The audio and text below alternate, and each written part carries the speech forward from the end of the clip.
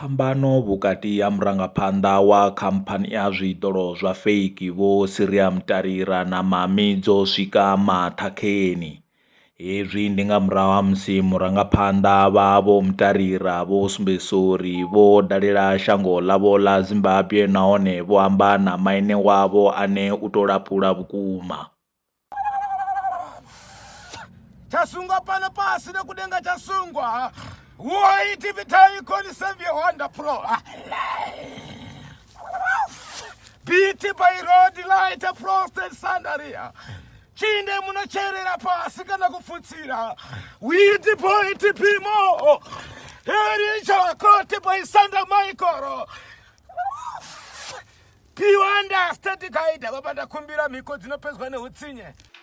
U khwaṱhisedza mafhungo a uri he vho Mtarira murangaphanḓa wa khamphani ya zwiḓolo zwa fake he vha ya hone vho ya fhethu hulwane vhukuma, hu khou pfala upfhi ṅwana wa Momy ori oyo rabelisa miawe thavhani a ṱangana na zwiahula o vhuya tshi to gidima.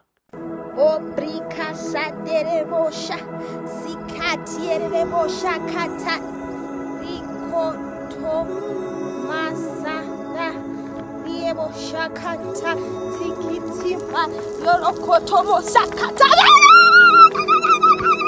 Hu khou pfala uri vhuṱanzi uri hu tshi swika kha Momy ha uri ṅwana o vhona zwithu musi oyo rabela thavhani, vho mbo ḓi foinela muprofita wa sibasa vho Murito vha ri kha vha khese vho Mtarira. Ndi ḓo ni khesa mrathu. I'm not playing here. A thi khou tamba ni. Murangaphanḓa wa khamphani i bveledzaho zwiḓolo zwa fake vho Mtarira vha ri lufuno lune vha vha nalo kha Goloi SA lu songo thithisiwa hu ḓo fa muthu. Kankisa.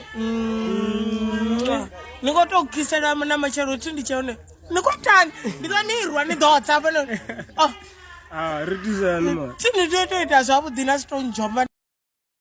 Momy vho ri vhona uri ndingedzo dzavho dzoṱhe dzo ya dzi kerekeni a dzi khou shuma, vho mbo ḓi livha kha vha matongoni navho vha ri vha ḓo sumbedza vho Mtarira uri vhone vha pfinyi, vho ri vha tshi isa phanḓa vha sumbedzisa uri none a vha mushavhi. Ndi zone.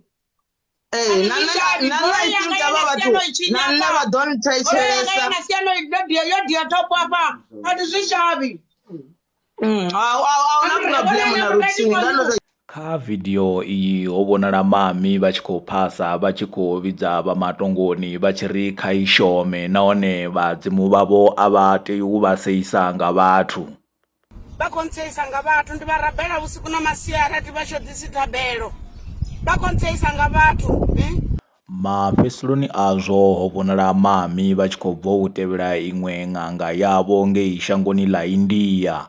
He goloi yavho iḽa ya pfhi yo rwa thopho ya mbo ḓi fhedzisela yo rola.